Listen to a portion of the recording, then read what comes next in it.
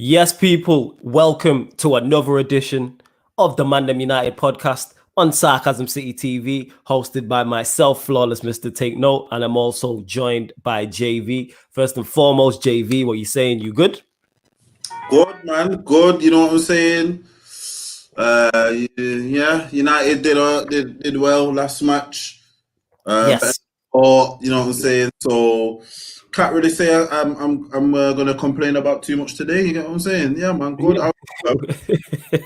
We'll soon find out. You get what I'm saying? Well, we will soon find out. But also, before we even get further on the show, we have to introduce the first ever guest on the ManDem United podcast. This is a big deal. You get what I'm saying? This is a massive deal. This is a huge deal. You get me, to be the first guest on the ManDem United podcast on Sarcasm City TV. So we are joined by, this is someone who's one of the most hardworking guys in this YouTube in football world. Someone who's let so many people on his channel, including myself. Very talented at what he does. Great host, because it can be hard on these shows when you have 8 or 9 people going back and forth, and everyone, you get me, giving their opinions and that. So welcome Usmaan to the show. You get what I'm saying? Usmaan, what you telling me? Good. Welcome, man. Man, so give it up. I'm appreciating the intro, man. I need to step up my intro games. Man's making me feel some kind of way now. Shit, man. Nah, it's got to. You know what I'm saying? But what you saying first? You good? Man. I appreciate the kind words. That's an absolute pleasure. I didn't even realize I was the first, but I appreciate you guys having me on, man. Yeah, man, you're the first guest, and like I said, you've allowed me on your platforms multiple times, so it's like it's only right. Man reverses the favor. You get what I'm saying? Because I enjoy going over there. Like I said, you're good at what you do, and you hard work, and I respect it in it. Like hard work recognizes hard work. You get what I'm saying? So you lot, make sure you go over. It's in the bio there. My mods, add it, please.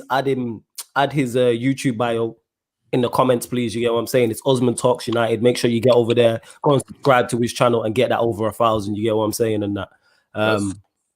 Yes, make sure you do that, people. But yeah, like, share, and subscribe this video also, people. So if you're watching this live right now, hit the like button. We got 16 people watching live right now. Hit the like button, share it across all the socials, and subscribe to Sarcasm City on YouTube. We'll get to some of the comments and then we'll go. Thames Baller says, let's go. Salute to Ahmed says, while he's still at the wheel. Oh Lord Jesus. Shout out Lewis Kirk. He says, like, share, and subscribe. Christian says, big up the lads. So yeah, me salute to Christian. RB says, what you saying, guys? Salute to you. Indapal says, Aubameyang did a Speedy Gonzalez with the 350 bags. We're gonna get to that. Definitely. D'Angelo Gerdon says JV and Flawless equals realer, the most future of, and basically saying real. What is that?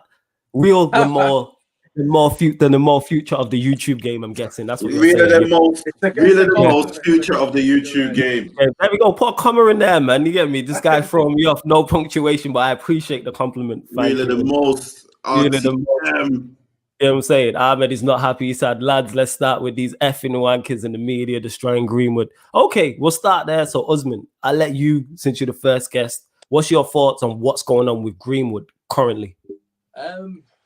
It's an absolute disgrace, to be honest. Like, why is he 19? I don't understand why the media is just let it go. Like, at the end of the day, we'll deal with it in-house if there is a situation. He played not so long ago. So clearly there probably isn't something going on behind closed doors. And if it is, Ollie's doing the right thing. He's pulled him out of the limelight. But these guys they just keep bringing him into the limelight. Ollie's deliberately leaving him out of the team, obviously, so he doesn't have that traction towards him. At the end of the day, he's 19.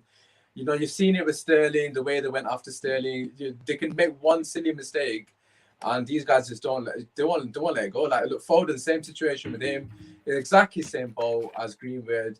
They've hardly mentioned the guy's name since that situation. He got picked into the England team.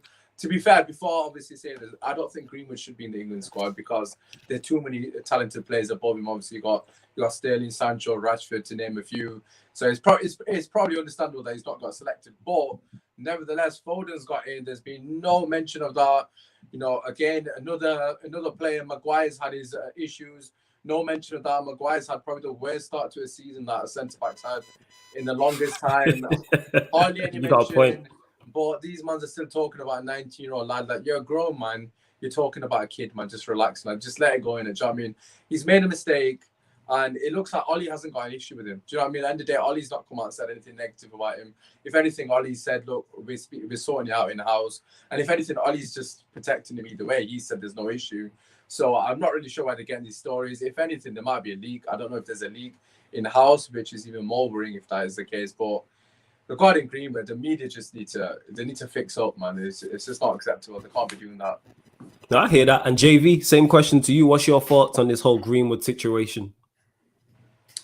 Yo, I just think the media, looked at Greenwood, seen some young black Donny from Manny, and he's cold, and he's not abiding by the rules, and they think they can try a thing. That's all I think. I think they're trying a thing with him, but he seems very placid anyway. He seems like one of these people that won't let it affect him anyway. Do you get what I'm saying? So Yeah, I get what you're saying. I don't think it would actually affect him personally too much right now. Maybe if they keep going and there's a campaign of it for years, but it just makes you wonder, like, what type of people are these grown 50-year-olds, 40-year-old plus, 30-year-old plus men who sit down, get a little bit of information about a little kid and start trying to bully him? Do you get what I'm saying? Like, it's weird, yo. Like, you're weirdo. You know what I'm saying? Like, no one's writing an article about, like, oh, you know what, he slipped up like this and we need to try help him, and, you know, he probably needs some advice or check for the people around him. But no one's saying nothing like that. Man, I'm just trying to just ruin the kid. And it's like, come on, man, fix up. To me, I'm glad he's not. I'm glad this has happened England-wise anyway. You know what I'm saying? I don't want him nowhere near England, bro. England just mash man up. You know what I'm saying? You know what? Go on, keep going in it. Because I'm telling you right now. Keep going in it. Yeah. England just mash man up, bro. You get what I'm saying? I'll say to you right now. England just mash man up. Shout out Don Aaron in the building. Sorry to cut you off there. He says FA chairman just called black players coloured players. I'm fuming. Did he really? I've just seen that now. So really? Are we back in the 19? One second. In the 1950s? I'm not shocked, fam. It's just mad, innit? I ain't surprised by that, bro. It's just mad that you could be that outdated, and with all the people around you who you have people, you're media trained. You know what I'm saying? So it's like, you know the things to say. All right, then. Surely you have someone around you who says they're media trained, but they know what they're saying, man. They know what they're saying. I'll put it to you like this. It's not out of date if everyone around you still saying it. Everyone is around. That's how they will be speaking, fam. You get what I'm saying? That's how they will be speaking. It's not out of date for them. Yeah. That's how they'll be speaking behind closed doors. Get me bond at FA anyway. They're dead and that. But Greenwood now, man, what to pressure the kid, and I think it's because Man United could have another diamond from the dirt. You know what I'm saying? Cost us nothing. Imagine we have all right then. Like, imagine we could literally have a homemade front line in Rashford and Greenwood. Like, I'm not discounting Martial. I'm just saying he's not actually homemade, innit? So we could have a big part of our front line for years to come, and they both be from the academy. You tell me, last time a team has done that, that's like some Barcelona type, Bayern Munich type. Do you get what I'm saying? Yeah. Not really Real Madrid, no. Not for attacking players, no. They tend to buy theirs in. But do you get what I'm saying? Is a target because of how good he is. Sometimes that's how you got to, you got to look at it. It's like, all right then. There's plenty of players who have done a madness, No one cares. Do you get what I'm saying? It's not good. It's not going to get clicks. Yeah, it's not going to get clicks. They're not good. You know what I'm saying? Facts. Like, he wasn't the first one to break no lockdown rules, fam. Hudson-Odoi did it. Hudson-Odoi did it. Hudson-Odoi ain't making, news. Yeah. Because when it comes to Manchester United, we all know that we move media. Manchester United move media. It doesn't matter if it's a senior player who's the highest profile player like a Pogba, or it doesn't matter if it's a Greenwood who's not one of Manchester United's more high profile picture and it's still making news. Like Usmaan touched on it. He's 19 years old. He's 19 years old and he is moving. There's no other 19-year-old at any other club I can think in the country who would move media in the same manner. He's not even the first teamer for us right now. You get what I'm saying? And that it's like Bradley Williams is another one. You don't like people forget Foden was also involved in the first incident with Greenwood. Yeah, it's nuts. It's absolutely nuts. But yeah, we will get to some of the comments. People, go on. Just by that comment from the FA chairman, right? That comment from the FA chairman will let you know why Foden isn't getting any more slack. Yeah, and I'll leave it. I was gonna say that as well, man. Come on, man. Like, Foden's out there slapping up gal, not slapping. Foden's married with her kids, and he's cheated on. He's had an affair, basically. There you go.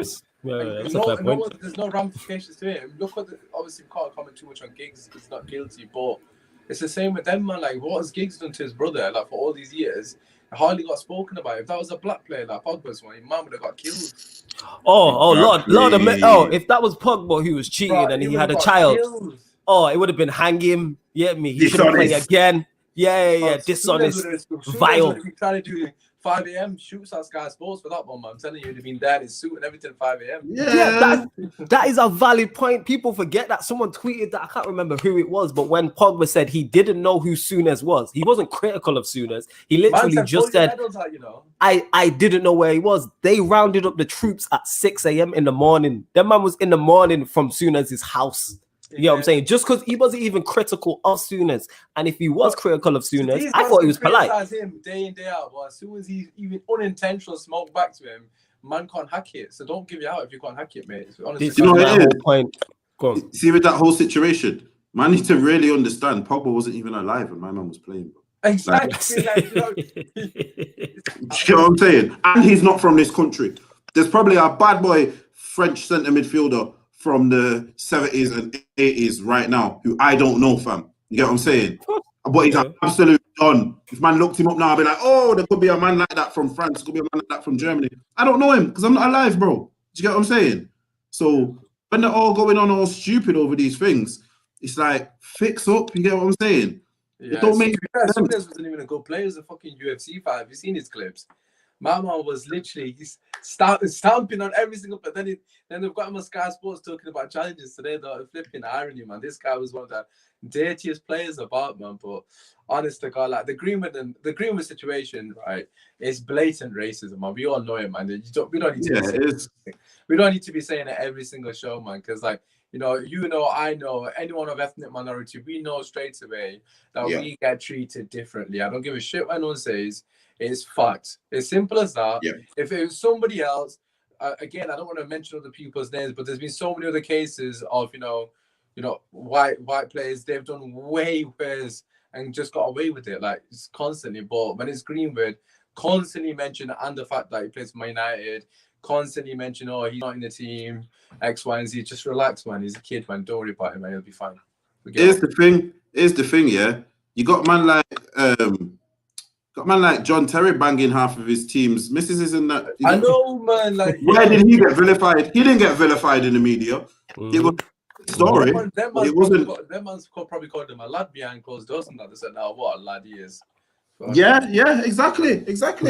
I would have been writing that story. Like, have you heard what he's done? Nothing on his career.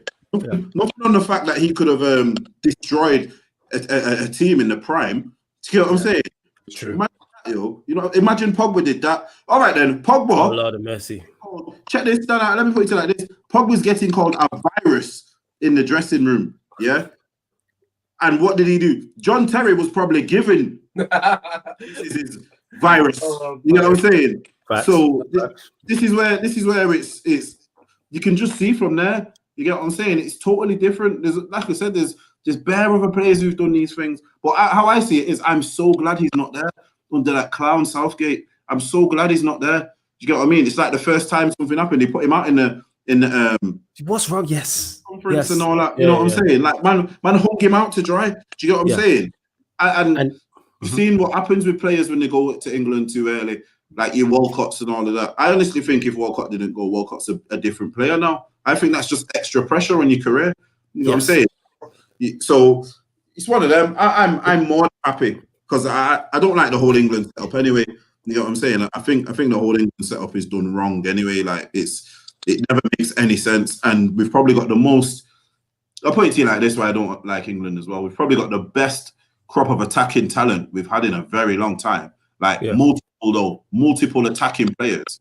When's the last time you could say England had about 6 or 7 players who could possibly attacking players? Yeah, I get what you're saying. Like strikers, though, there's like 6 or 7 strikers or wingers who could possibly score 10 to 15 goals this season. Do you get what I'm saying?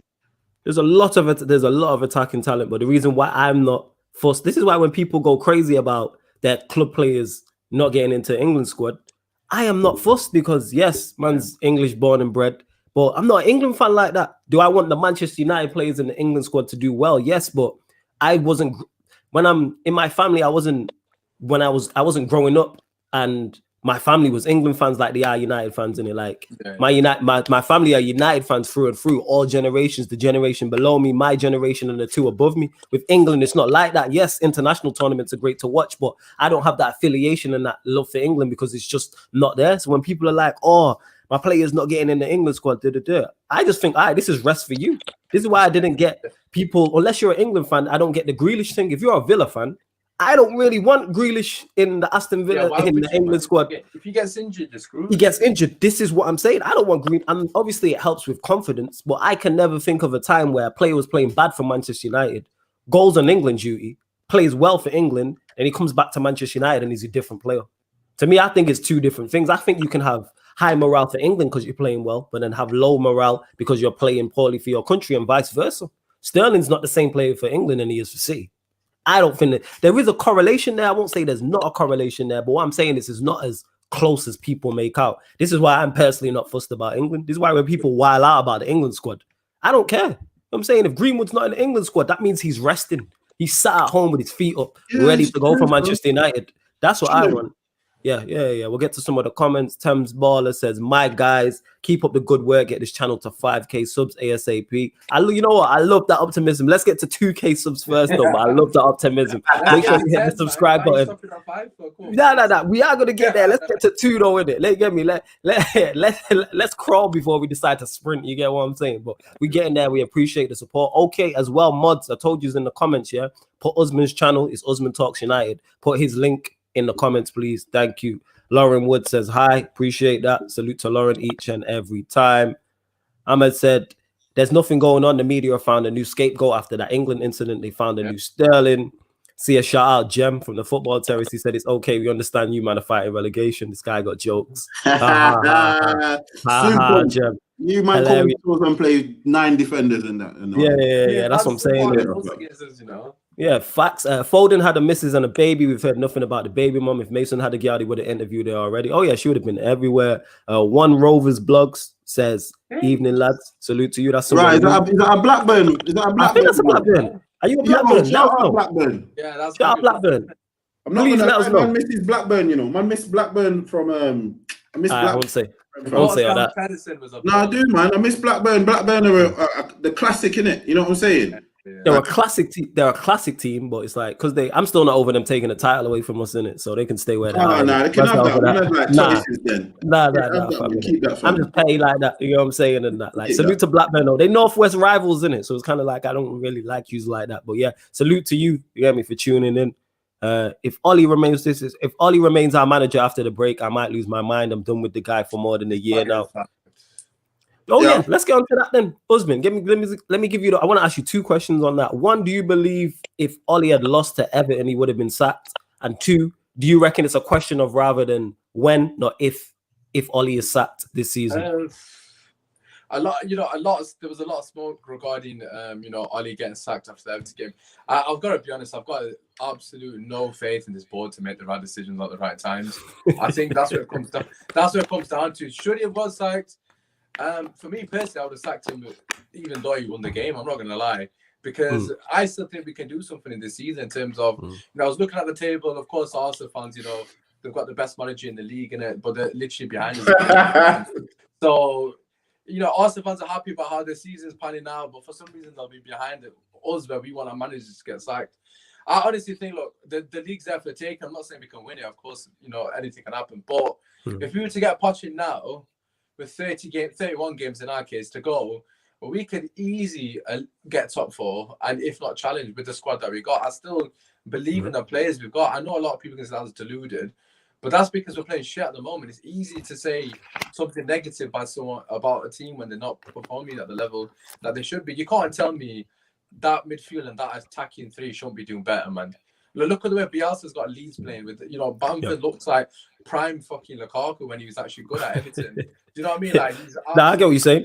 Plays the way that hat trick he scored the other day was the absolute top draw hat trick. It wasn't. They were all quality goals. So like, if he can get Bamford to play, you tell me, look, a proper manager can get Martial to play even better. Same for Rashford. It's same. Look what Pep did with Sterling. Sterling was a raw player when he first went to Pep, and then Pep worked on his position, his intelligence. That's stuff that you can work on in the training ground, and that's something we currently don't seem to have. So coming back to the Ole thing, I personally don't think he would have got sacked regardless. Honestly, I just think our board's that inept. Wow. I do think it's a matter of if, though. I do think he will get sacked at some point, because probably Christmas period. Probably Christmas period when they say, no, it's still out it. When the season's gone, really, innit? They'll be like, oh, I want to get rid of him. If it was late, I would have sacked him now, personally. That's just me. I'm fully in the boat with you in terms of I would have sacked him regardless of the result. I agree. I've been saying this for over a year now because I've been Ole out for so long in terms of getting more out of these players. I say it all the time. Is this team good enough, I believe, currently to win Premier Leagues and Champions Leagues? Absolutely not. Is it good enough to be getting better results than what it is? Yeah, 1,000%. Just look at the attacking players we have. Just alone. I say this all the time. Just look at the attacking quality we have. You get what I'm saying? I think United, in terms of front players, have the best options in the Premier League. So why is it not showing? We have Martial, Rashford, Greenwood, Cavani, Pogba, Bruno, Donny. I don't think there's a better attacking seven. And when I say that, don't get it mistaken, people. I'm talking in terms of forward line and attacking midfielders. I don't think there's a better seven. So why is it not showing? Why are we not consistent? How come we can go to Everton and put in a great performance, which we'll touch on? Because I thought United were very good and the players responded after going a goal down. But then we'll play the way we did against Arsenal. We'll beat Leipzig, but then play the way we played against Chelsea. You know what I'm saying? We'll beat Newcastle, but then lose to Spurs 6-1. It's like the manager has to be held accountable at this point. 1 second. I'm just waiting to get to one of these comments here. Bear with me. Someone asked the question. There it is. Man said a fan from Brazil, you know. Man said Rafael Polanini Diaz. I hope I pronounced your name right. I think I landed that nice. He says, I'm a fan of yours from Brazil. Would like to ask you, what do you guys expect from the Premier League in general? Champions League, Championship. I think he's saying there, the Premier League, Champions League, and relegation. Salute to you first and foremost for watching all the way from Brazil. Where in Brazil you watching from? Please let us know. And also, we do this on the show now. Let us know where you are watching from. So we want to know the city and the country, not just the country, not just the city. Let us know where you're watching from. He's watching from Sao Paulo. He's saying Sao Paulo. Okay. Yeah, and answer his question. JV will go to you. Are you saying Rio? All right. JV, go on. Answer his question. Answer his question that he's asked there. What's your expectations? What's he saying in terms of what United will do on the league? Yeah. Nah, so he's asking about the Premier League. Yeah, he's saying the Premier League and the Champions League. That's what he's saying. I personally think we'll do better in the Champions League than we will do in the league. Okay. That's not me saying anything crazy like we're going to win it on it. But I think with the players we've got, i.e. the players you've just named there, the 7 you've named there, especially Van der Beek and Bruno and even Pogba. Like, if we can structure that, for me, I think Champions League games are won in midfield. That's just how I always, those type of high level, when you're getting against certain teams, it's about what your midfield does, isn't it? Do you know what I mean? Like, let's not get it twisted. Midfields win your games. I honestly think, that it's Bristol Rovers. Shout out then, further. Oh, never mind. Sorry, is it Bristol Rovers? We apologize, but thank you for locking in first and foremost. Yeah, we might need to chat still. You get what I'm saying? Bristol Rovers and that. Rovers colours are the same colours as well. It's the same colours. Well, now I think about it, that is the Bristol kit. Now I think about it. I didn't even look at the badge or nothing. I'm sure it's in that same thing. Yeah, one sec. We might need to talk still. One Rovers blogs. You get me? Bring a Bristol Rovers show over here. But yeah, go on, JV. Continue. Yeah, no, I'm just saying like. Where was that? Yeah, the midfield and that. So yeah, remember I was now. With the Champions League, I think we'll do better in the Champions League than maybe we'll do in the league. Unless he brings in the Champions League approach to the league. If we bring the league approach, God, make the comments. No way. yeah, he had to. He had to. Yeah, he had they to. got rid of him expeditiously in that. You know what I'm saying? That wasn't even that long ago as well. That comment, like literally like 30 minutes. Energy, I love that. You know what I'm saying? I love that. That's great. That's great. They got a ridiculous amount of backlash, bro. Yeah, good. Social media would have been at their necks, so that's good. You know what I'm saying? You know what it is? Right, the man after thingy. It's 2020, you know, fam. He's probably went and said that out at the press conference. I went back into a meeting room and there's 5 black men in the meeting room. You know? like, what going on? You know what I'm saying? Like, what I'm saying? It's not. Someone said in the comments he's old as hell. Yeah, he is old as hell. That's what I'm saying. He's probably used to doing that in the 70s and them thing there. You know what I'm saying? 80s and them thing there when the throwing bananas at man on the pitch anyway. So he's from that era, innit? So yeah, burn him in it with his old clout. You get me? Best watch it up from Corona and that. But yeah, what was I saying? Yeah. But I mean, Champions League. Yeah. Hit the like as well. Yeah, for real. Champions League. That's where I was, bro. Nice one. If we bring that Champions League approach into the league. When I say Champions League approach, I don't mean Istanbul. I mean like the PSG and the Leipzig game. You get what I'm saying? That type of approach. If we bring that in now, to the league, I think we're dangerous and we'll fly. Do you get what I mean?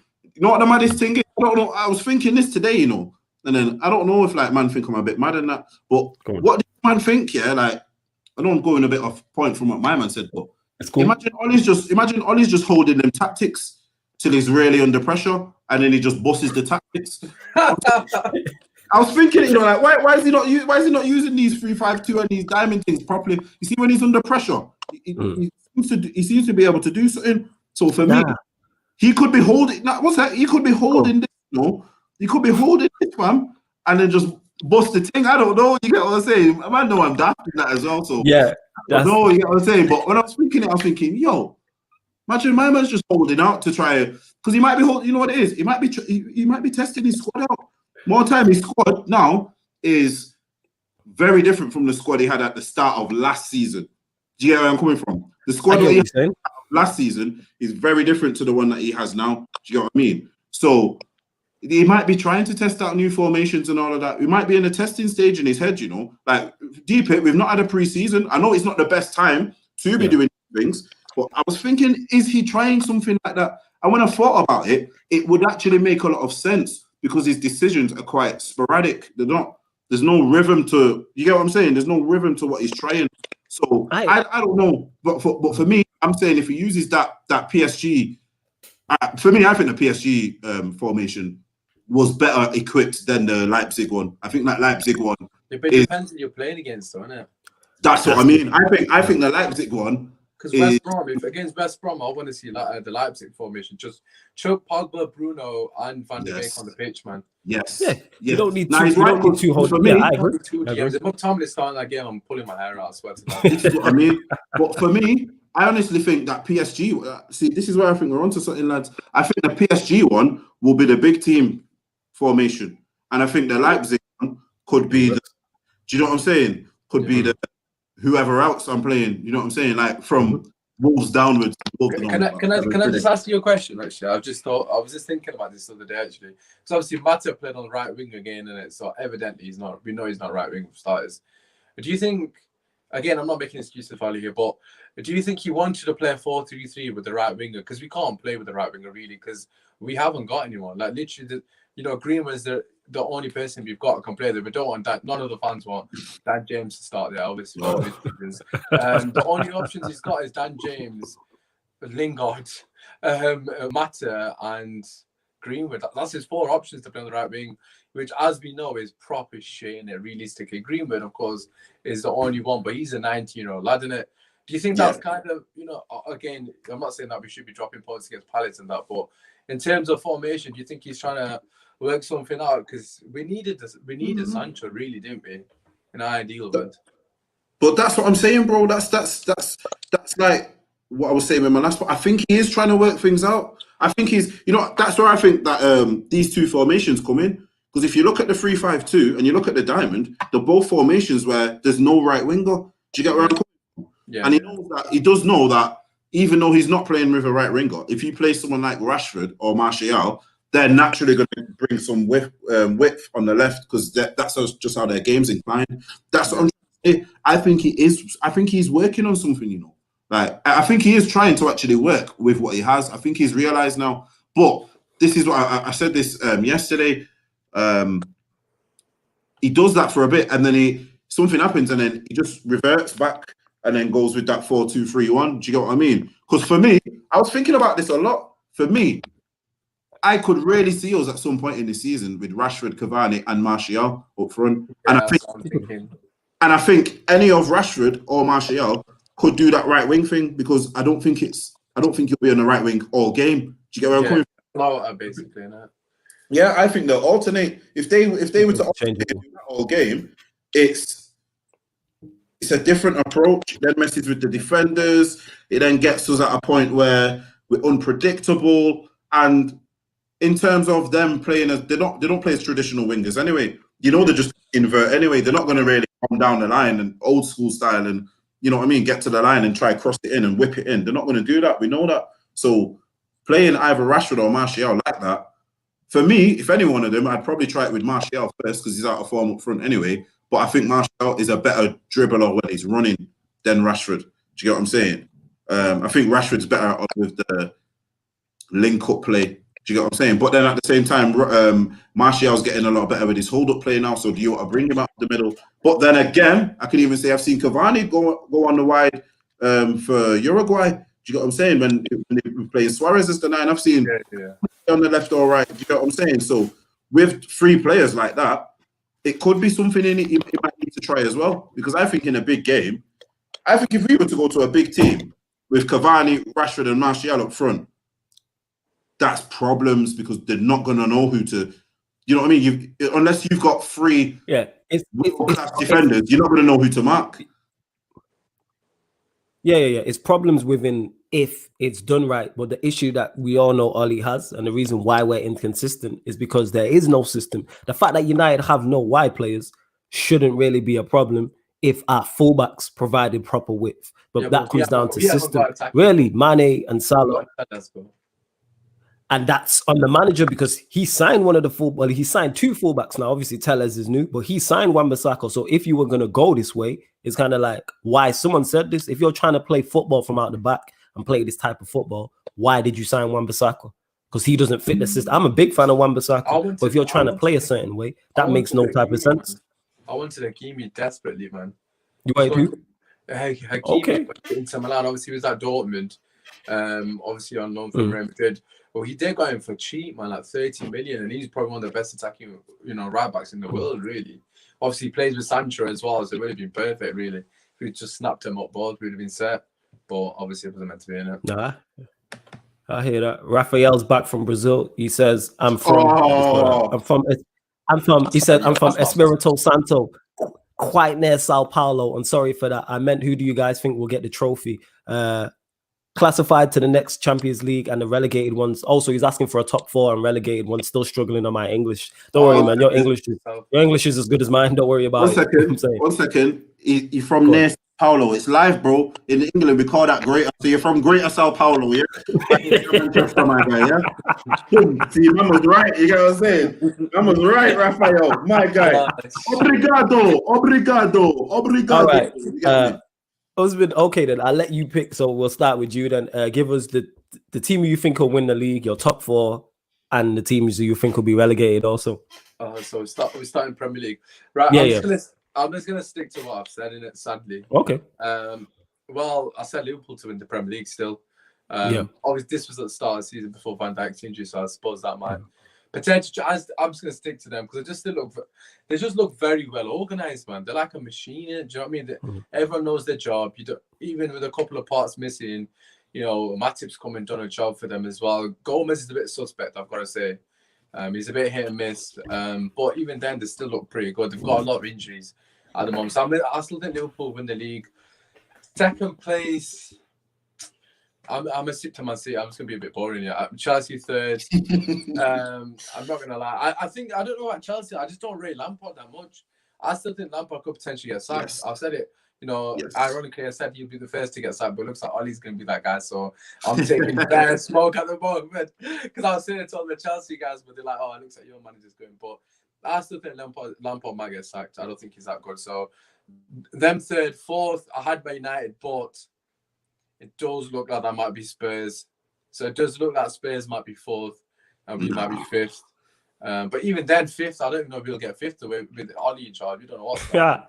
All right, so Nah, the last part wait. the last part I caught was you saying that I don't rate Lampard that much. So you got Liverpool winning the league, and who's your other three then for your top four? City, Chelsea.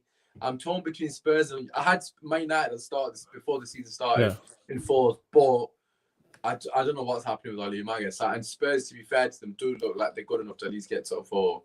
Really, if they can get Bale firing, they might even get higher because obviously you know how good he is on his day. Yeah. But I'll put Spurs fourth, and I'll put Man United fourth. Spurs can go fifth. Let's go, man. But, yeah, we'll take fourth. And same question to you, JV. Your top four. Well, Premier League win is the top four, and also relegation. Oh, I didn't say relegation actually. Oh yeah, give us your relegation and give us your three relegated teams as well as Calm. Sheffield United look like they're getting relegated, which is a shame for me because obviously I worked for them and I live in Sheffield, obviously. Yeah, I think they're going to get relegated. They can't even score. So Sheffield United, Fulham are definitely going down. They're flipping shit. So Fulham are going to go down. they are shit though. They come on, man. Like, they are shit. And they really have like good signing. Then you know you shit. So so yeah, them two are definitely going down. Third one, I'm gonna get so much hate from like these teams, but I'm gonna say West Brom, man, because that's what I said at the start. Yeah, I had West Ham in there actually, but that was before they've actually done really well actually. So I'll West Ham. So I'll go West Brom, Fulham, and Sheffield United. Look like they're gone. Okay. Same question to you, JV. Premier League winners to your top four and the relegated sides. I think Liverpool will win it, but I've got a feeling it's going to go down to the wire, you know. Yeah. Okay. I think that'd be 3-horse race, for a change. I think with the injuries what they've had and seem to be still getting, like for me, I think Trent's a huge miss. I think Trent for 4 weeks is as bad as Van Dijk for however long he's out for. Because don't get me wrong, Van Dijk's vital, but Trent is vital to the way they play. Everything, attack and defend. Man's vital to two processes which can win you the game: attack and defense. Do you get what I'm saying? So he's a big part of them bypassing. I'll put it to you like this: the two players who they now use to bypass the midfield with long passes are now out. Trent bypasses the midfield. Yeah. Bypasses the midfield with them long passes up to the front line. Whoever's up there. So those two players are out. So how you play now has to change. And the people are saying, you know, they've got Thiago to do that, but then that makes that just makes Thiago a target then for everyone else. Do you get what I'm saying? So sit on Thiago, then it'll be the case. But I think it's going to be. I think City for me are no more consistent. Equipped. That's what I'm saying. So that's the tough thing. So go on. Who've you got? This is what I really want to know. Who've you got to win it? If you had to pick it, to win it. If someone was like, give us one team, what team would you say? It's tough, I know. I think Liverpool might win it, but I think it could. I think it might even be one of those where Liverpool win it if they get on top and they stay on top. I think if it's two teams are going at it, one's top and one's, you know what I mean, like Liverpool are top and then City are top and then Liverpool. I think City win it because City have got that experience. Liverpool won the league without a battle at all. Yeah. Do you know what I'm saying?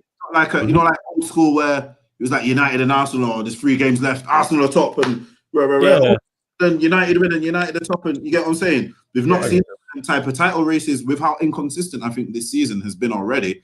I think it could be one of those title races, and I don't know if Liverpool are mentally there for that. Do you get what I'm saying? We'll find out. So you got Liverpool. Who's the rest? Who's your other 3 then? I say Liverpool. I say City second, but I'll say it again. There's not going to be nowhere near as many points as last season. And third, I don't know. You know, I'll put it to you like this. I think if we get a new manager, we could even be right up there for the. Man took my point, you know. That's what I wanted to get sacked, man. I still believe that we can do something this Man took my point. We're only 6 points behind Liverpool. We win that game in hand still, which is there you go. Early doors, but given how shit we beat, it's only 6 points. We beat them once. Man took my point. Go on. Finish your point then. Because that just put in my head as I was speaking. So you run it. Do you get what I'm saying? That put in my head as I was speaking. I've been thinking this for a while, and this is the only reason why I predicted Manchester United to finish in the top 4 was because of the team we have, and I can see Ole being sacked, and because the rest of the league isn't that consistent. If we're only 6 points behind, or say even 9 points behind, whoever, we have the players to go on a run with the quality manager and that new manager bouncing and kick it on and get into a top 4. This is why I predict us. My top 4 is the same as last season's, and I think Liverpool will win it. Go on. Not in that order, I'm saying. Yeah. I'm just saying, we've got a game in hand as well. Yeah, that's what I'm saying. So I'm with Usmaan in terms of I've wanted him to get sacked anyway, but I look at this group of players even more. And even after the summer where people talk about the squad and I'm like, okay, Ole didn't get fully backed, but look at the additions he did get. He got Tellez, who's a left back, who we wanted. He got Cavani as well, and Donny. I'm like, they're free. Look at our bench. Yeah. They're free solid players, you know. They're free. Like, let's really deep this now, yeah. If I've checked this, I'll put it to you like this. If either of those 3 players went to City, Liverpool, Chelsea, no one would bat an eyelid. No one would say they're not good enough. But to be fair, City could have done with Tellez, to be fair. They could have done with Cavani as well, to be honest. They could have done with Donny. They could have done with Cavani and to replace Silva. Do you get what I'm saying? So if check this out, I'll put it to you like that. If City signed those 3 players, they're saying it's an excellent transfer window. That's true. They turned to my favorites for the Premier League if they would have signed Tellez, Donny, and Cavani. It depends on what you need, though, innit? Though we needed. I think we needed. Yeah, we needed that. They were my 3 priorities in the summer. When you do your videos of what do Manchester United need and whatever the generic video that everyone does. The 3 positions I said above everything was right wing, CDM, and centre back, and we've signed none of them. Like, do you know what I mean? Like, don't get me wrong, we did need a left back, but obviously Luke Shaw's injured now, so it's quite clear we needed a left back. But it wasn't like we didn't need that more than a CDM or a right winger for me. I think because I know our board ain't going to do what Spurs board have done or Chelsea's board done, and actually show a bit of ambition and sign every single position we need. So for me personally, I do agree. I think the squad's definitely good enough, man. Like even if Klopp was our manager, obviously he's not going to be, but with our team, Klopp's easy challenging with this team. Easy. Yes, and that's for me, that's my whole point. You get what I'm saying? Is like, challenge. But just before you go, JV, wow, we have up to 50 people watching. Hit the like button right now. You get me? Hit the like button right now. Whether you're watching this live right now or you're watching this back, hit the like button first and foremost. Share this across all your socials, Twitter, Facebook, Instagram, wherever else, WhatsApp. You get me? Tell a friend to tell a friend to tell a friend.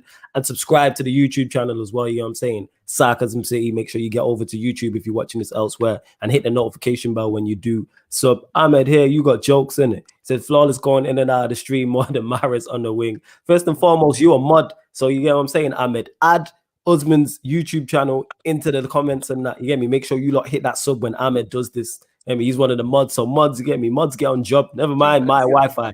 Get on job. You know what I'm saying? Get on job. You know what I'm saying? Nah, but salute to Ahmed. But yeah, do that for me, please. But yeah, go on, JV. Continue. Where was I now? Talking about, it was about the additions we've got and if City had them. Yes, exactly. Yeah, I think if City signed those 3 players, they're saying, yep, they've got a backup to Aguero. Yep, they've of the left wing problem, and they've got the David Silva replacement in Van der Beek, and I think everyone's waxing lyrical. You know what I'm saying? So this is why I'm telling you, we're nowhere near as far behind as people say. Like, people are giving Maguire now, but people forget Pep wanted Maguire. Do you know what I'm saying? Like, nice one, Indiana. Not many people know about. Like, I didn't really hear the Wan-Bissaka hype before we got him. Do you get what I'm saying? But he's proved to be a good signing. Do you get what I'm saying? Yeah. Greenwood coming in. Rashford kicking on last season as he did.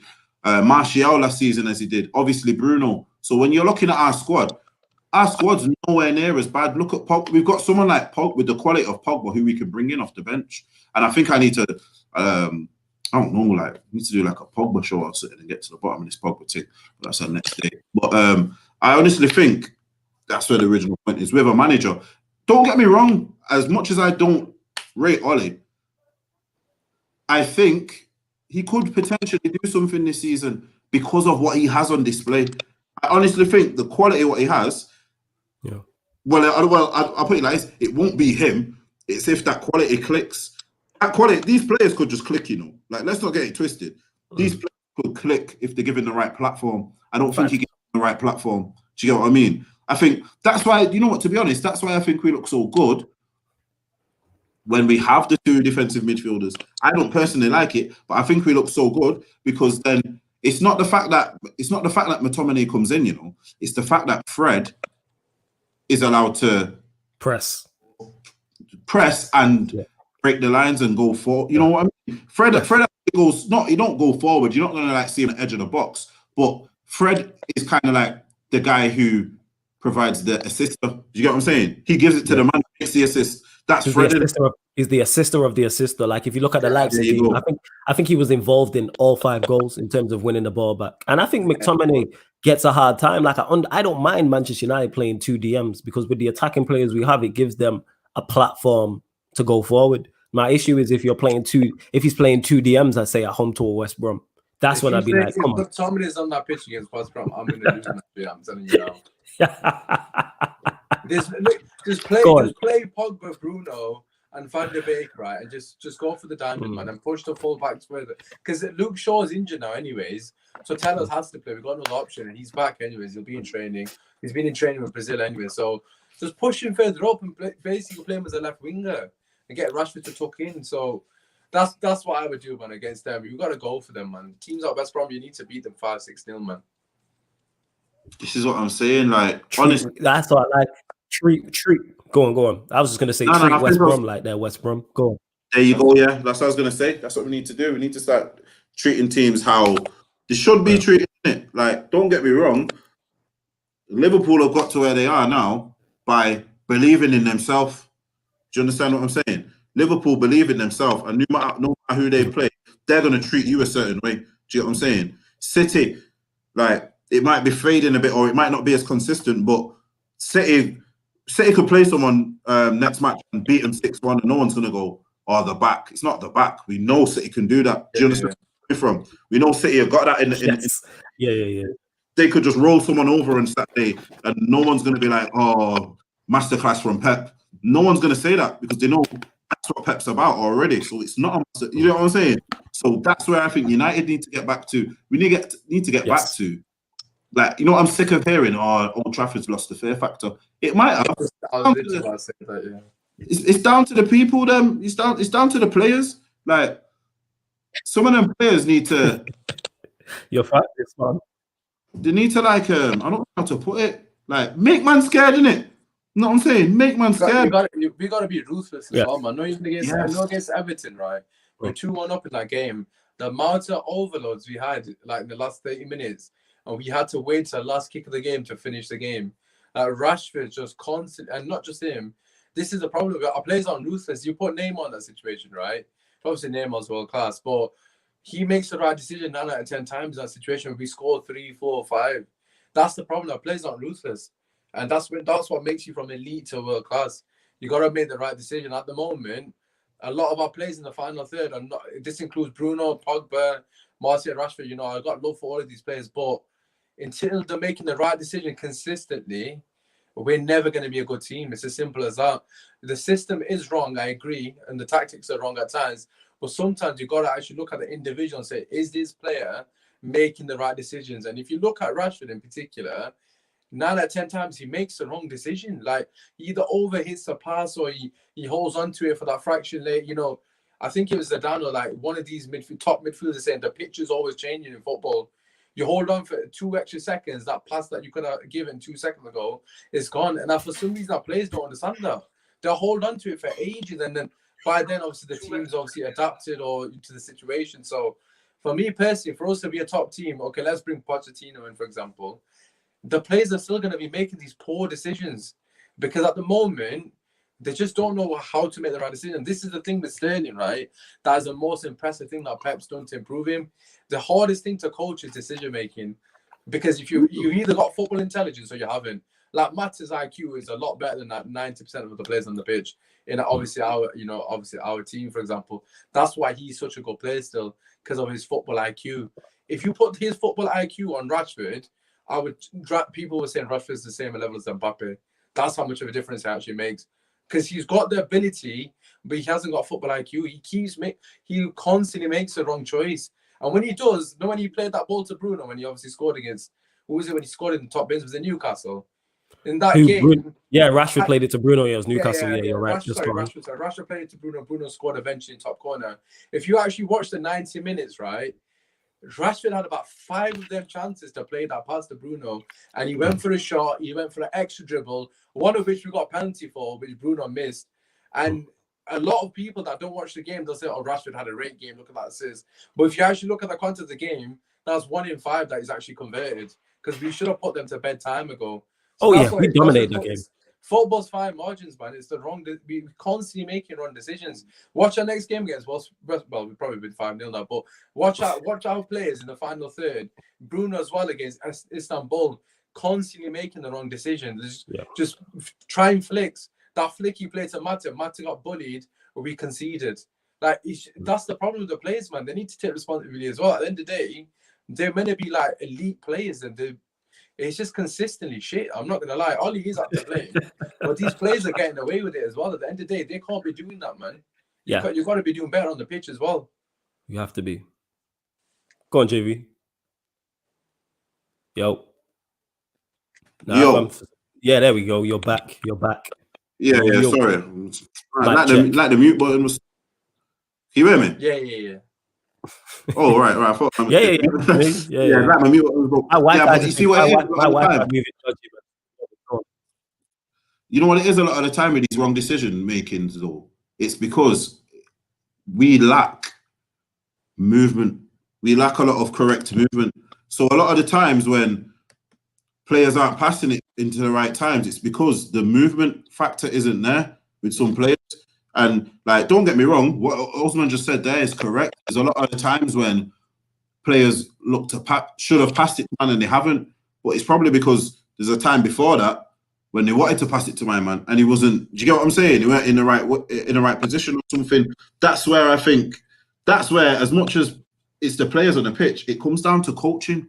Because if you watch some big teams, if you watch like who was I watching the other day? I think it was like Bayern Munich. It was absolutely robotic. It was like I was watching it and I was like, "Yo, these man, like they're not even passing to a player, you know. They're passing to an area on the pitch.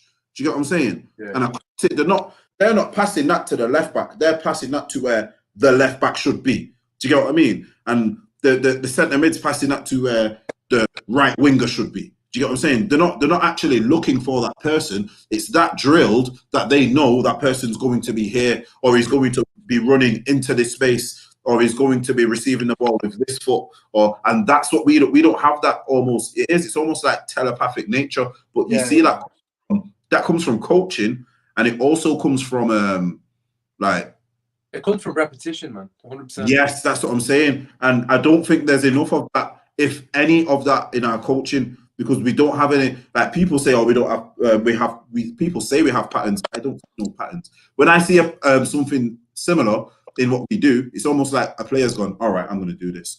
Do you get what I mean? I don't see like, all right, I put it to you like this. To have 2 passes in our midfield like Fred and Bruno, that should be the thing every time. Every time Fred gets the ball, it should go to Bruno. This is what I mean. You know what I'm saying? Like, no, 100% agree. I think, I can give you a few examples that for France in particular, Pogba and Griezmann, everyone knows about their link up. Like every time Pogba gets the ball, he can be 60 yards away from the goal, 70 yards. If you look at the French team, right, I don't know when they're playing, just watch when Pogba gets the ball, and Mbappe and Griezmann straight away, they're running in behind. There's no like, oh, Pogba's got the ball, let me come show. These men know as soon as he gets the ball, he can find me. And our players, right, they need to have that. Like Rashford and Martial have got this sort of connection now. They have got a bit of chemistry. You saw in that period after post-lockdown when obviously Martial backed the hat-trick, and obviously him and Rashford were just linking up beautifully. But it comes down to trigger points. When, for example, when Bruno's got the ball, certain man should know what kind of pass he's going to play because you've done it 9 out of 10 times. When they put the plays on the training ground, obviously the free kick, I don't know what they call it, the fake mannequins or whatever, and then obviously they make that running behind. They need to be doing that 100 times a day, basically. And Bruno needs to be feeding that pass. So they know in the game, in this scenario, when Bruno's got the ball, that's going to happen. And then obviously you put it opposed. You put a defender next to him. And obviously say the ball gets played to Bruno. He looks for that pass for Martial. And Martial's already run. Shit like that. We clearly don't train in that shit. Like, normally what you do when you're coaching, right? For example, obviously I've done a lot of coaching in my time. You'll get someone with the defenders. You'll get defensive shapes. You'll get a coach to work with the defensive shapes, and then you'll get a coach to do the attacking shapes. So you'll get all the attackers. So let's say Pogba, Bruno, Martial, Rashford, Greenwood. They'll be doing their own session, last 20 minutes of the session or whatever. Yeah, right, boys. We're gonna work on movement in behind. So every time Bruno's got the ball in this position, no hesitation. You need to be running. Because he's gonna try and find you without fail. So I'm gonna pass the ball to Bruno. Martial, as soon as before he's even touched the ball, I'm waiting to get on the shoulder of the player. You need to run in behind. Shit like that doesn't happen in that team. How often these other players come? They don't know what they're doing half the time. It's like proper, just made up. Like these patterns of play. Look at Van der Beek. He's a perfect example of what's wrong with our club. Man's coming under Ajax education. Popping the ball one touch, moving the most basic fundamental things that you teach as a 5-year-old, as a coach. Pass the ball, find a space. Van der Beek takes one touch, passes the ball, finds a space, keeps it ticking. Mata does it well, to be fair. But our players don't do that because they're not coached that enough in training. So I do agree with you guys when you say it's not drilled into him. And it's about repetition, man. It's not even difficult. You've seen with Bruno when he's taking those free kicks recently, when Martial's running behind the ball. Obviously, he scored that one against Man City, and he almost got another one recently. That is from the training ground, innit? But we need to see more of that. That is, you don't see enough of it. But here's the thing, though. It comes like that's from the training ground, but that comes like that's off. To me, that from them, yeah, that's them. Yes, that's off Bruno and Martial's back. That's something they've probably. Them. That's not the coaching. That's them. Yeah. Them that's what I'm saying. Yeah. They've come up with that. Yeah. I've got a free kick in the XYZ position. Just be ready. Make sure you're onside. I'm gonna think. You know what I'm saying? But from the coaching perspective, they should get all the front three together and Cavani, so the front four, and they should get the midfielders, the creative midfielders in a 7 and put the bullards down and just practice. That's all you got to do. Trigger points. As soon as my man gets in this position, you need to be making this run. As soon as this guy's doing that, Rashford make this run. You've got to practice these things. You've got to coach into so, like you said, it's basically, it becomes muscle memory, which is what Bayern Munich are. Yes. Bayern Munich is all muscle memory. Muller and Lewandowski play with each other that many times. Muller could probably play with a blindfold and he'd still find Lewandowski. That's how much he's played with him. And that was the same with Paul Scholes, Pirlo, even Gerrard to an extent with Torres. These mans know they know their move before they've even got the ball. And our players, we don't have enough of that in our team. That is the problem as well. But it is what it is, isn't it? I don't think it's going to happen anytime soon. It would have happened by now, to be honest. It's one of them. Just want to big up Yan City. She says, big up you lot. Fuck United, though. Fuck City, innit? Or shout out Yan City. That's my people. You know she taking liberties and that. Yeah, I'm saying that's my peoples, though. Lookman here, Mia says, look, we have good players. There's no way anyone can tell me that we shouldn't be in the top 4 with this team. We just need a new manager that can come in and help us break teams. Facts. I think everybody that's one thing everyone who's Ole out is unanimously agrees with. We all agree with that. It doesn't matter how far you are Ole out, because I don't agree with everything everybody says in regards to Ole out, but that is true. And I think that's where the frustration comes from. And this was before the signings we made. Like I said, I was Ole out over a year ago because we had quality players then and he wasn't getting the most out of the squad. And now he has a better team and he's getting worse results. How does that work? How do you have better tools to work with, but you are getting worse results because you are not good enough? The fact that we are consistently inconsistent tells you all you need to know. Look at the Everton game, because I legit thought when we went 1-0 down in the Everton game, the way we conceded the goal summed up Ollie's reign. And then I thought to myself, all right, this is it. We're gonna get beat 3-4-0, and he's gonna get sacked, and then we'll move on to Poch. That being said, salute to Ollie, salute to the players. Them lot responded. The players responded. And to JV's point where he's talking about Ollie and before when you're talking about his tactics, I'm looking at it like, it seems the players respond, because if you look at the team he played against Everton, I was screwing about that lineup because Bruno was in there. To me, Bruno shouldn't have started because Bruno didn't play well against Istanbul. Mata was at fault for one of the goals. Mata didn't play well, and he's playing a 4-2-3-1. Rashford wasn't good against Istanbul. That's free. So I'm looking at the free players you're asking to create and score goals and create for Martial. It's like they didn't play well. McTominay, okay, did all right. Fred came back into the fold. Everton just lost 2 games. They're going to be bang at it. But that being said, the players responded. And you got to give props to the play. We played Everton off the park. Yes, Everton weren't at their best, but that's due to us. But we have a better 11 than Everton. That's my whole point. If you take our 11, even though no matter form, if you take our 11 and their 11 that was on the pitch, our 11's better. Therefore, we should win the game. To me, that's how football works. If you have a better 11, of course, upsets can happen. But the problem I have is that we have, when you take most teams that United play against, if you blacked out both team names and you said to anybody, all right, you have them, you can manage one of these teams to win a game. Most people are picking Manchester United, apart from probably City and Liverpool, maybe Chelsea. That's 3 teams. So that's 6 games a year out of 38. You know what I'm saying? So that's 32 games a year. That was quick maths there. You know what I'm saying? I'm very proud I got that right. Very proud I got that right. That all right. It should be on the front foot. Yeah, go on, fam. Go on. But this is how sick it is, yeah? From what you just said, yeah? If we actually applied that, we'd win the league. That's league winning points. Ooh. If we just had 3 teams in which we would possibly win or draw against, and in the West, maybe lose. There was the more the possibility of losing against, but then the rest we win against. That's a Fergie season. That's a you know what I'm saying. That's a Fergie title winning season. That's a Mourinho title winning season. That's a Wenger title winning season, because that's what it was. You literally. That's even Liverpool last year. They had the mentality that no one was on our level. Do you get what I'm saying? Yeah. Every team who wins the league, when you really look at it, they lose about what? Probably about 8 matches, isn't it?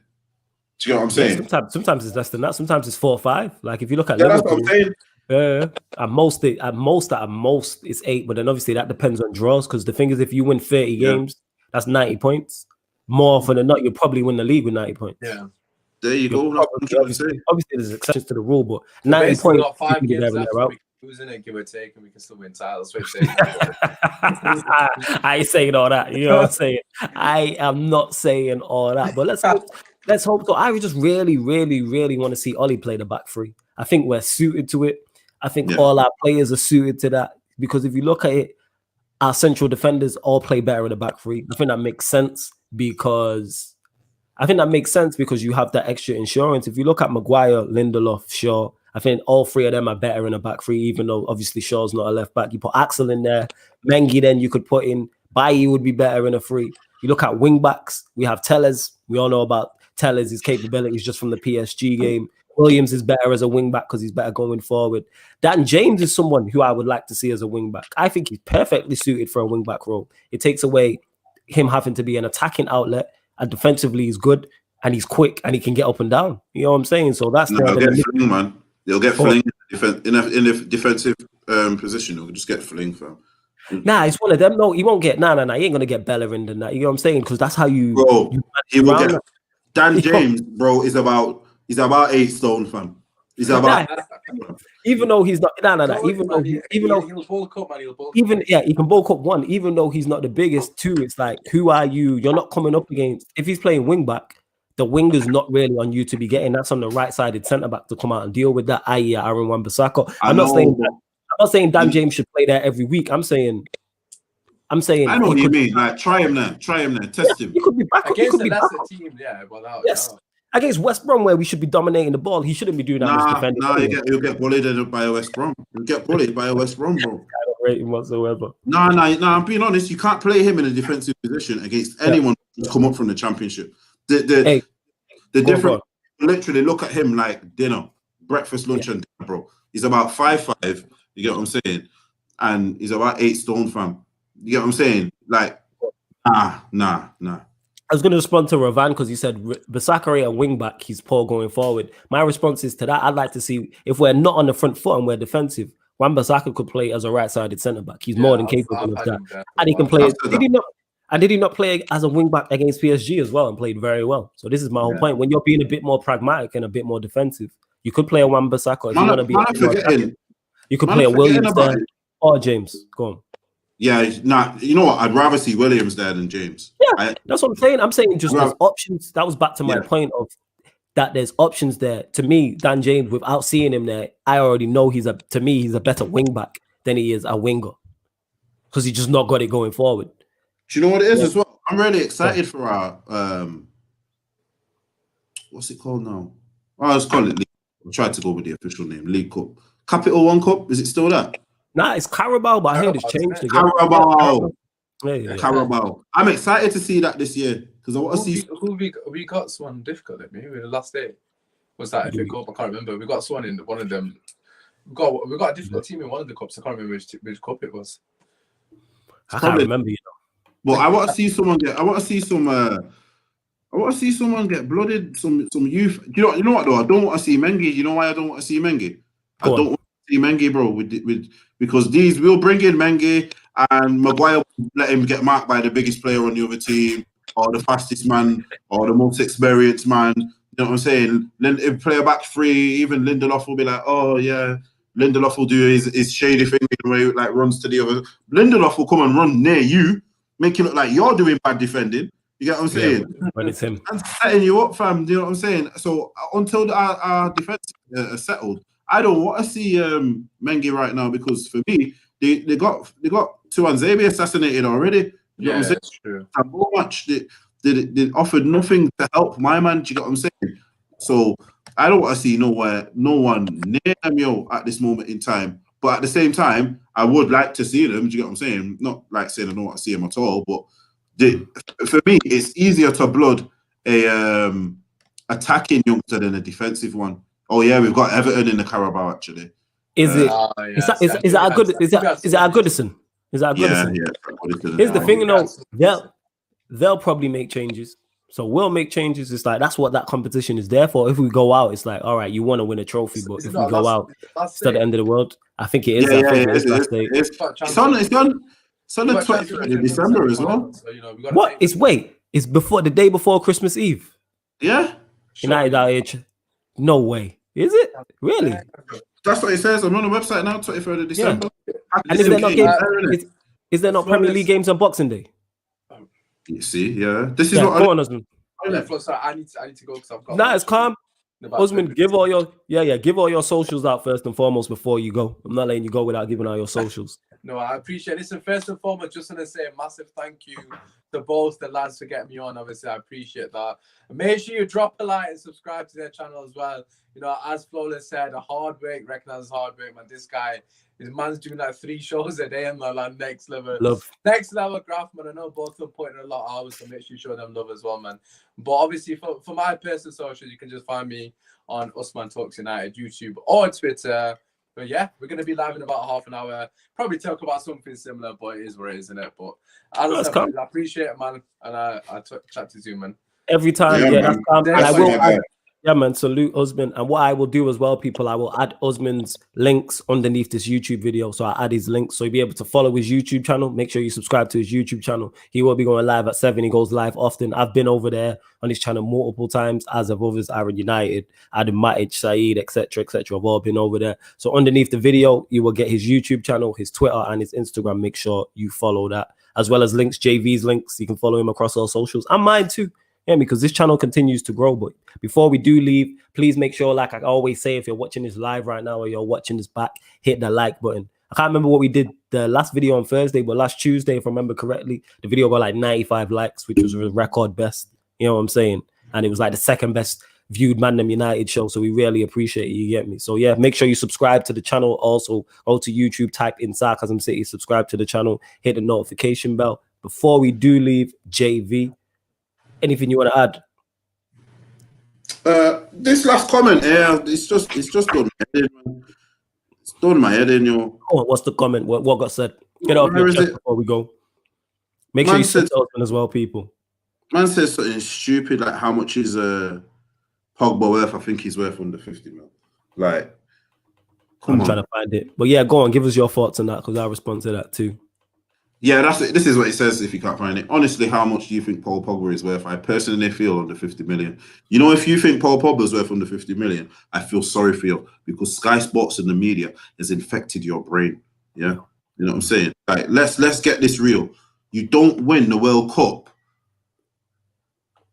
and be an average player. And don't get me wrong, there's squad players who've won a World Cup, but you don't win a World Cup starting every game. Bear in mind, he was starting every game. And he started every game that you can. Like, obviously, I know he missed 1 or 2 because when you get to the end of the group, you rest your players in it, don't you? Right. Group game generally, but every major game. Are you telling me with the pool of talent France have, they've not got someone who they could play instead? Yeah, facts. Let's keep this all the way real. Paul Pogba was poor in the poorest period of Man United in the past how many years? Do you get what I'm saying? Facts. Like, let's get it real. A man's poor in the poorest period of the team. Who has been a standout for Manchester United in this period, other than, say, a Bruno who come the other day? Who's been a standout? Mm-hmm. What, Rashford? I'd say Rashford, yeah. Okay, we'd say that. Name anyone else if you want. But if you actually name anyone else, they've still not had a bigger impact than Paul Pogba. Paul Pogba is one of these people where he's a victim of his own ability. And you know what he is? You know what he is actually? Paul Pogba, victim of his physical presence. Because people see Pogba, and who's the first player people compare Pogba with? Vieira. It's Vieira. He's not a Vieira. Do you get what I'm saying? He's not a Vieira. No, he's not a Vieira. But Kai is black and big and 6 foot plus. Yes. Do you know what I'm saying? You're asking him, sorry to cut you off, as an attacking midfielder to do defensive duties because he's 6'2". If he was 5'4", you're not playing him as a 6. If he's David Silva's size or Eriksen's size, I'm just using these players as benchmarks. He's not being asked to do that. He shouldn't. He's not a 6. Just because he has the number 6 on his back, he's not a number 6. He's a free role player. He's an attacking midfielder. You know what I'm saying? So play him as an attacking midfielder, because that's when we see the best out of him. People forget when Ole got the job, when he went on his interim run. That was mainly due to Pogba's form. He's played in the midfield with Matic and Herrera, and he was averaging a goal and an assist every game. It was per 90 minutes. And he wasn't playing as a 10. He just had a free role. Yeah. And you know what? You see, this is why, as much as everyone's clamoring for Pochettino, I've decided now I want Allegri. Go on. Speak on it. Go on. Because Allegri knows exactly what to do with it. Allegri will that's a great point. Do with Pogba. He will know what to do with Pogba. He will know. It's as simple as that. He will get the best out of Pogba. This is all right then. If he's not good enough, check this. Just listen to what he's saying, people. If he's not good enough, how do you get into a title-winning team as a youngster? He got into Juventus's title-winning team as a youngster. How do you get there if you're not? You don't even get a chance if you're not good enough. Do you get what I mean? You don't get a chance if you're not good enough. Do you know what I'm saying? Let's keep it all the way real. All the way real. You don't even get on. You don't play. You get what I'm saying? They've got Pirlo. They had Vidal when Vidal was Vidal. Do you know what I'm saying? Yeah. They had prime Vidal. Prime Vidal. Do you know what I'm saying? It's what's my brother's name? Marquisio. Do you get what I'm saying, bro? Come on, bro. Let's keep it. You know what I'm saying, Flawless? Yeah, I get what you're saying. Nah, I get what you're saying. I'm done. And he gets in his team. Yeah, you know what it is? I'm done. The same way I'm done ranting and raving in terms of why I'm Ole out, because people will see it. It's the same way I don't defend Pogba as much as I used to. You know what I'm saying? Not that I don't defend him, but as strongly as I do, because people who don't rate him and don't like him just go over the top. So I'm done. I got family members who are like that. So it's kind of like, this is why I don't do it. Like he says there, don't even think Juve or Real Madrid will want him anymore. He walks into that Real Madrid team. Have you seen Real Madrid recently? This is my whole point when I say these people go over the top. You don't rate him. Midfield. He walks into the Juve. The reason why I didn't say the Juve midfield, because I can't remember off the top of my head who's currently starting for them in central midfield. That's why I didn't say it. Please, the Arthur for Barcelona. Okay. Is it Rabiot? I can't remember. Please let us know in the Rabiot. comments. Yeah, Rabiot's there now as well. Come on, bro. All right, then. This is where the guy who starts for Juventus, can play for France. Mm-hmm.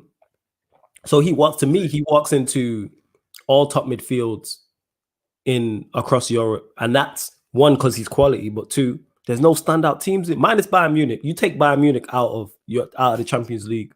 There's no standout team in the Champions League. There's no standout team. There's no team. Bentancur as well. That's what I'm saying. Yeah, so there's no team that United would draw in the Champions League that I would be fearful of apart from Bayern Munich. They're the only team I look at. Be like, all right, we could get beaten here. I think we could beat anyone. We literally just beat the finalists, one of the finalists and one of the semi-finalists back to back. You get what I'm saying? Yeah, come on, man. It's not no. But that's why I don't. Real man say Real Madrid won't want him, bro. I'm telling you right now. If it come out tomorrow that Pogba wants to go, Zidane is getting rid of certain man to get rid of to get him. Simple. Here's one. Simple. Sentiment agrees with you. Says yes, JV. I said this, but you put "but" in capital letters. I don't think the fan base will appreciate Allegri ball defensive. Here's the thing. I'll respond to this one first before JV goes. If it was successful, I don't think the fans will care. People only have issues with your approach when you're not successful. Of course, we all would prefer attacking football. But I'll take it back to Chelsea under Mourinho the first time. That was defensive football. Did Chelsea fans care at that point? No, because they won back-to-back Premier League titles. They won FA Cups, League Cups, etc., etc. The reason why Arsenal fans are kicking off, this is a prime example. Look at how Arsenal fans are different. The weekend, they beat us last weekend, 2 weekends ago. Over the moon, we're back. Arteta ball, #trust the process, etc., etc. They played defensive football, but they won the game. Fast forward a week, they lose at home 3-0 to Aston Villa, playing that same defensive football. He picked the same lineup. Arsenal fans are up in arms because it wasn't successful.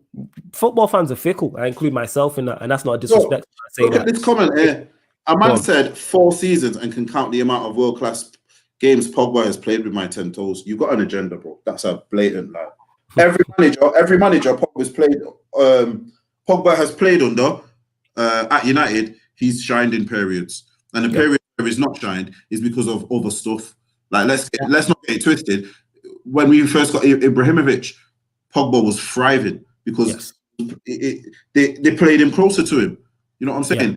The only times I've seen Pogba not play good for United is when he's in a defensive position, and that is the majority of the time. If you get any attacking midfielder and you have him on the edge of his box, if you have him taking the ball off a centre-back, what other attacking midfielders do you know get made to take the ball off their centre-back? That's a valid point. You never see De Bruyne in that situation, David Silva. You won't see Thiago in that situation, Iniesta, etc., etc. And in the world-class performances as well. Just under Ollie's reign, when Ollie went on that run, when I'm laughing at JV, so when Ollie went on that run, he put in at least 8 world-class performances just in that run alone. Just in that run alone, never mind. The amount of goals he created. He did them under Mourinho, bro. He did them under Mourinho. Yes, he did. This is, you know what? Under Mourinho, I'm going to go in a minute. I don't watch football. I'm going to go in a minute. I do not watch football. 10 performances. Nah, fam. Here's the thing, though. What you have to understand is it's not that he don't watch football. It's like you said the first time. People let how they emotionally feel about a player. They can't separate that from logic. It's like the Ollie situation.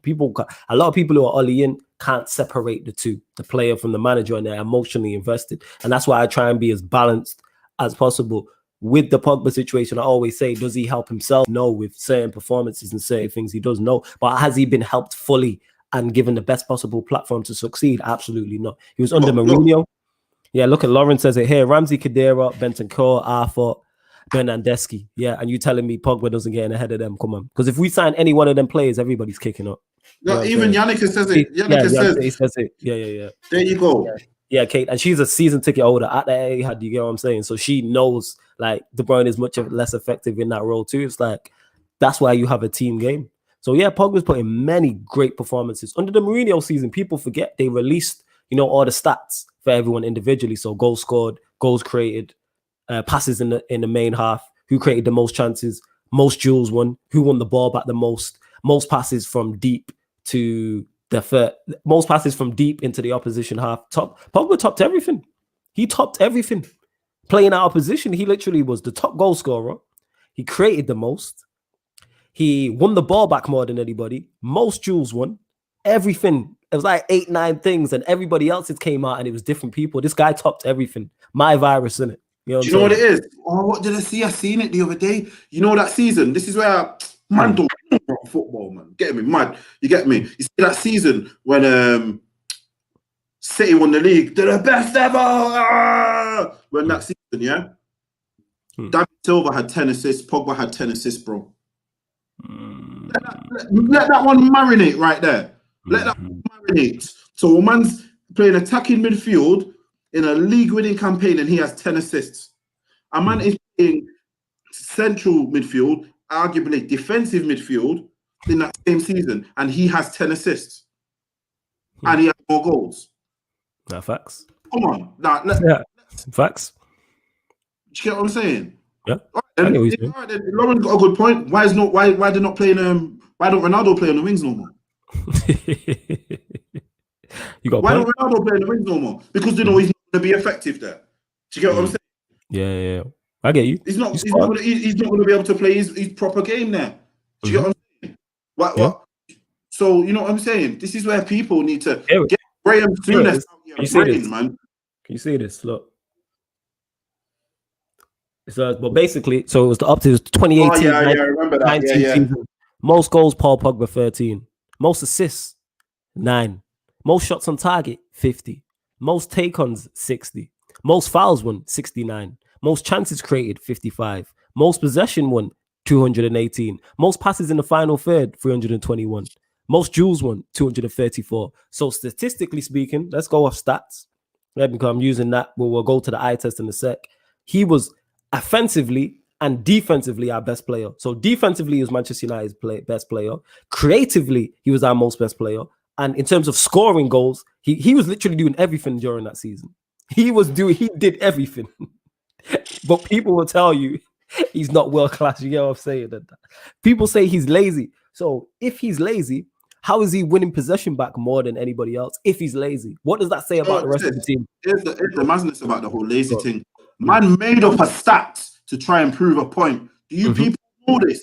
When have you ever seen a walking stat again, bro? Yeah, I said this at the time. You bust that walking stat on Messi. You bust that walking stat on Lionel, the GOAT Messi, the GOAT.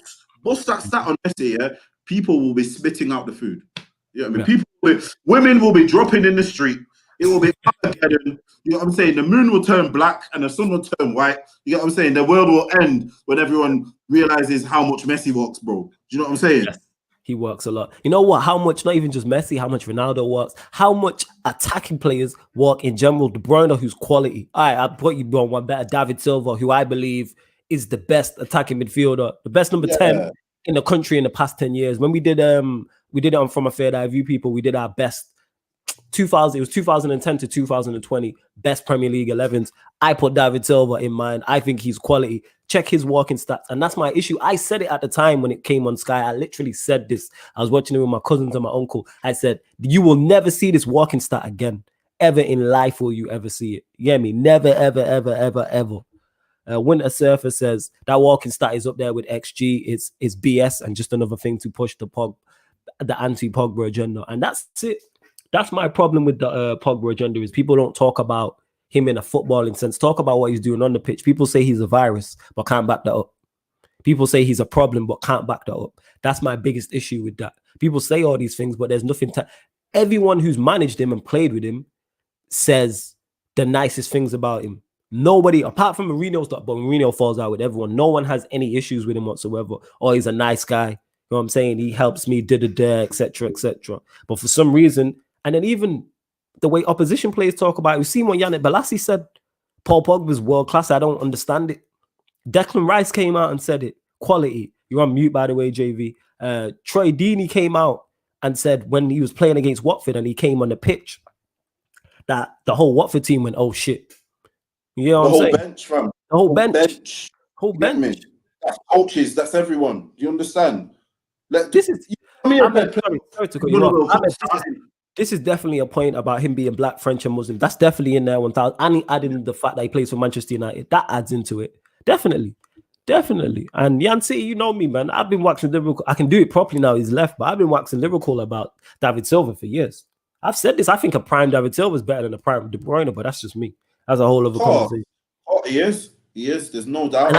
And I rate De Bruyne very highly. You get what I'm saying? I rate them both highly. I'm sure man had this conversation one time, like who's the best Spanish man in the Prem, and I'm sure in the end we give it to him because we said his peak was longer than Torres. I'm sure that's what it was, isn't it? Yeah, we was talking about him, Torres. Yeah. See, Lauren, when you get rival fans, here's the thing, and this is another thing as well. Yeah, Fabregas is cold. When you see how rival fans talk about it, look in the comments. Lauren Wood is here, who's an Arsenal fan, praising Pogba. Jan City, who's a City fan, praising Pogba. I've heard Troops talk about Pogba in the past, and he's like, yeah, I'll banter Manchester United, but he's like, Pogba's quality. Like, I don't get it. You sit here, Robbie on AFTV, he's mentioned him before. Like, if you talk to opposition fans, they will let you know if a player's bad. Hey, all right, ask an opposition fan, yeah, a City fan, a Liverpool fan, an Arsenal fan, if they're Ole in, and let me know your response in it. Ask them about Maguire, fam. Ask them about Maguire, bro. It's a fair point. That's a fair point, and that's my whole point. Shout out ads each and every time. They just launched GNA TV, so that's ads and Jem, who's a Chelsea fan. So make sure you go subscribe to GNA TV. You will see ads over here on this channel also. We have. Where's the invite, GNA? Where's the invite, guy? There you go, in it. See that he's on JV's on your case now, ads.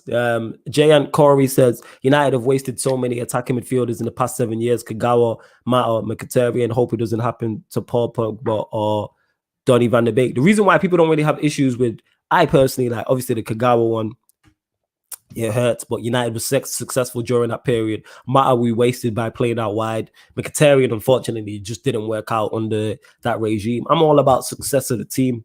You know me, over individual players. If United were to sell Pogba, even though it would hurt me, if United would then went on to be successful, it was the right decision. You live and die by your results and what trophies you win. That's what I'm about. I want to see my team win trophies. That's all I care about when it comes to Manchester United. And this is why I don't like the Pogba slander, because I believe he can elevate and help us get there. But that's just me. See, look, you made a point here, JV. Lawrence is saying, nah, Maguire is dead. Nah, Maguire is dead for you. Gabriel is better than him. Yeah. Do you get what I'm saying? Mm-hmm. And I don't think he's better than. Do not think in any way that Gabriel is better than Maguire, because Gabriel's played. He's got 7 other centre backs with him and that. So he's got hella insurance. GNA TV, yo, sharp. Yo, I'm saying we'll talk, fam. We'll talk business. Insurance, fam. Man's got the whole insurance company, fam. You know what I'm saying? That's more than insurance. Man's got 7-9 insurance policies, man. Everything, man. Man's covered for everything. Man's covered for Peter Griffin, Family Guy, Volcano Insurance. This guy covered for everything and that. You know what I'm saying? A fight with the chicken man and that. You know what I'm saying? You know what I'm saying? Man's got he had Corona insurance. No one else. He did. He was covered.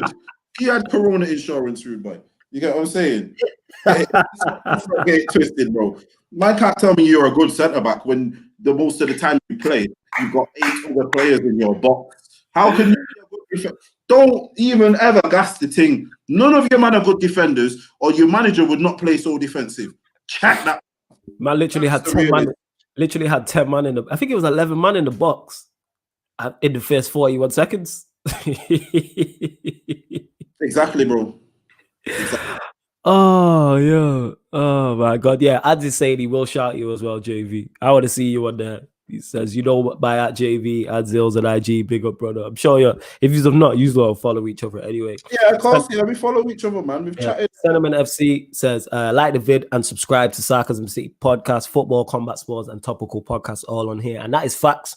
Sarcasm City TV is not just sporting podcast. Of course, we have sporting shows on here, but we also have a boxing show on here, an MMA show on here, and we have current affairs shows on here. We have 7 shows on here currently. We will be adding to it more this month as well. You get what I'm saying? Obviously, we got ManDem United Podcast, which is hosted by myself and JV. Mm-hmm. Manchester United Podcast, that goes live every Tuesday and Thursdays at 5 p.m. We also have the Gyardam City Podcast, which is hosted by Jan City and Rose. That's a Manchester City-based podcast.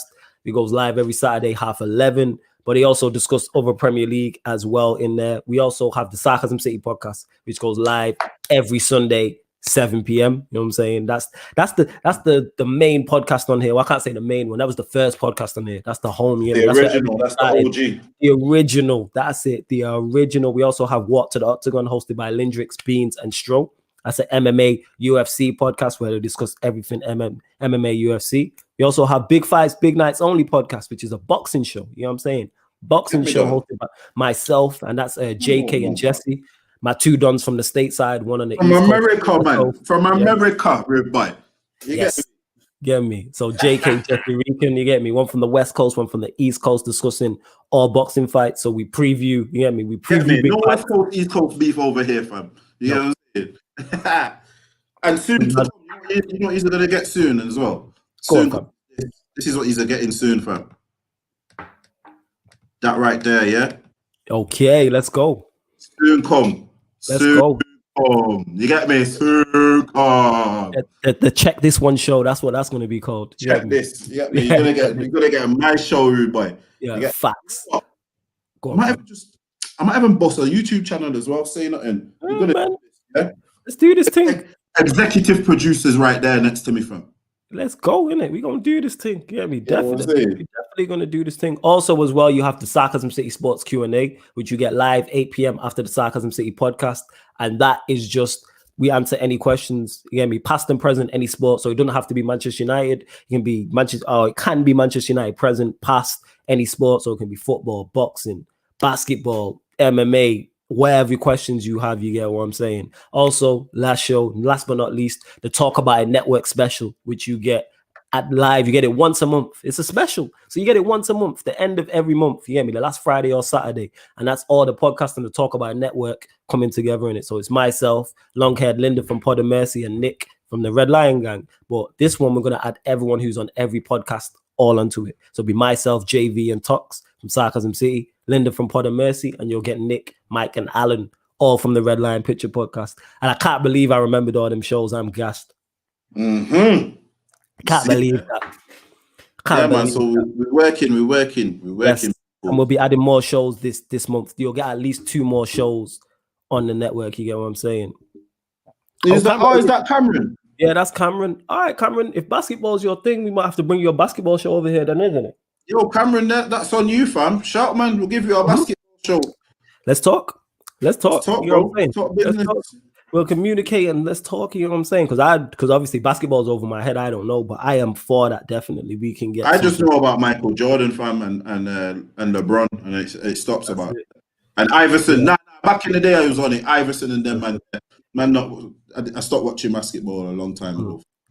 I hear you. But yeah, people are cracking joke here. Yeah, use a lot from the boxing show though. Jesse Reekedy, he hilarious. But yeah, this is ManDem United Podcast. Anything you want to add before we do leave? No, man. I'm good. You get me? I think my dinner might be slightly burning, so I may need to. All right, yeah. Go get your food. Go get your food. But yeah, people, what I was going to say is make sure underneath, shout out Usmaan, who was on the show also, and underneath the video on YouTube, we will add all Usmaan's links. It's Usmaan Talks United on YouTube, so go subscribe to his channel. So we'll put that underneath, along with his Twitter and Instagram. JV's links also underneath the video, and mine. But yeah, again, people, we really appreciate the support. This is why we're here talking for an hour and a half. I don't talk to anybody for an hour and a half in life. You know what I'm saying? So that's how much I love the support. And we stay working. I am literally going to be on Adam Matich's show, Mad Red United, at 7 p.m. So make sure you cross over there. You know what? As soon as we finish, cross over there now and get in the comments and like that video. Shout out to Adam Matich. Get me? Mad Red United. I'm literally over there at 7 p.m. So make sure you lock in. And then after that, 8 p.m. I'm on Mr. Aaron United show as well. You get what I'm saying? So make sure you lock in there. We don't stop. You know what I'm saying? Guys, mad, you know, bro. I wish I had it, bro. I wish I had the work ethic and that. You know what I'm saying? You have it, fam, because you here right now. You get what I'm saying? And it's all a team effort. You know what I mean? It's all a team effort. Without you, this show doesn't go on. You get what I'm saying? So that's how it works. But yes, people check Yannicka saying Kobe. Yeah, man. Everyone loves Kobe and that. You know what I'm saying? But yeah, Sentiment FC says Kareem Abdul-Jabbar and RIP Kobe. But thank you. And that's facts. RIP to Kobe. But thank you to everyone who everyone supports. Like, we really appreciate it. Like, salute to you all. Use a lot of the real MVPs as you sit there and watch me and JV talk Manchester United every Tuesday and every Thursday. So we really, really, really appreciate it. Innit? But this has been the ManDem United Podcast on Sarcasm City. Wait, let me do that again. This has been the ManDem United Pod. One of the comments called me off, innit? Winter Surfer, that's why this threw me off. Man said, yeah, this is good. This is a big compliment. I love this. He says, tell us now, Flawless, you're one of triplets, right? It has to be on all of these shows. Now, I wish I was a triplet. I wish I had someone to pass this off to, be like, all right, you go do this show while I chill. You know what I'm saying? You know what I'm saying? It is. Nah, you know what, bro? If I didn't know you, I'd think you was fun. You think I was a triplet? Only because I know you, bro, and I know you're not. If I didn't know you, bro, I'd think I've known this guy for a long time, bro, since college. I was when I'm 30 right now. We're 30s, and I've known him since college, so I know he's not. You get what I'm saying? But if I didn't, boy, I definitely think this guy's got at least a twin. At least. It's the all twin. me. The twin wears the twin wears the fisherman hat. Bucket hat.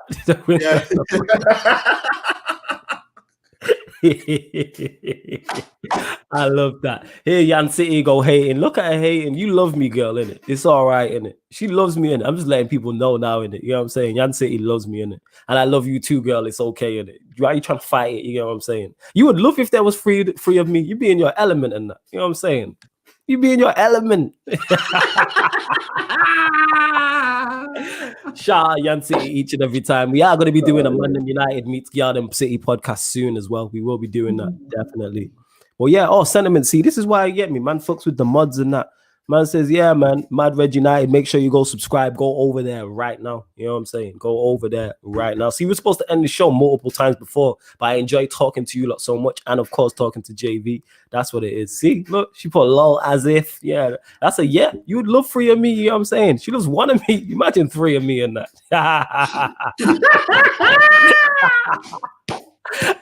So yes, people, thank you very much for supporting. This has been the ManDem United podcast on Sarcasm City TV. See you at Thursday, 5 p.m.